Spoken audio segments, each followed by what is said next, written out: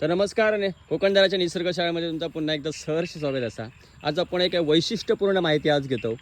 आपण ह्या झाडावर संपूर्ण सगळीकडे म्हणजे इकडे जेवढी झाडं असत ना, या आवळ्याचं असणारं छोटं झाड, आजूबाजू जेवढी झाडं असत त्या सगळ्या झाडांवर असे पांढरे डाग गेलेले आपणाला दिसतात.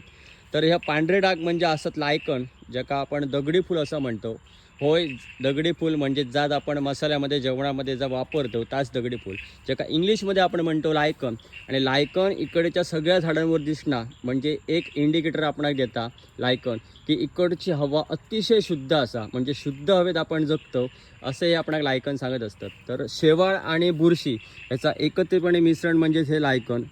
दोघांचं कार्य वेगवेगळं असतं. एक अन्न तयार करण्याचं काम करता आणि दुसरं त्याच्यासून जगण्याचं काम करता. तर लायकन आपण बघतो म्हणजे लायकन आपण काय सांगत असतं, जिकडे अशुद्ध हवा असा तिकडे हे लायकन केव्हाच येत नाही. म्हणजे SO2चं प्रमाण जर जास्त असलं, सल्फर डायऑक्साईडचा, तर त्या अशुद्ध हवेत हे लायकन जागा शकणार किंवा ते येऊ शकत नाही.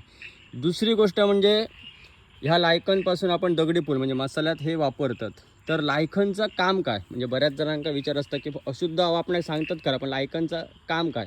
ज्यावेळी हे दगडांवर येतात ना, तर दगडांवर सर माती तयार करण्याचं काम म्हणजे अन्न तयार करत असताना किंवा ते आपली जीवनयात्रा जर त्या दगडांवर चालवत असताना आम्लयुक्त पदार्थ तयार करतात. त्याच्यामुळे दगडांची झीज होऊन त्यापासून माती तयार होता.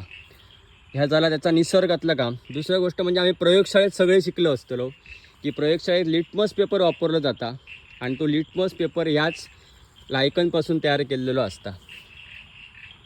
तसाच आयुर्वेदात औषधं तयार करण्यासाठी आणि प्रतिजैविका तयार करण्यासाठी या लायकनचा उपयोग केला जाता.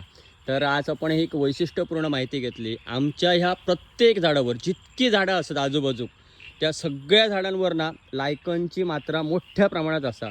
याचाच अर्थ आम्ही शुद्ध हवेत जगतो, शुद्ध हवेत राहतो. याचं उत्तम उदाहरण म्हणजे या झाडांवर सगळीकडे दिसणारे हे लायकन.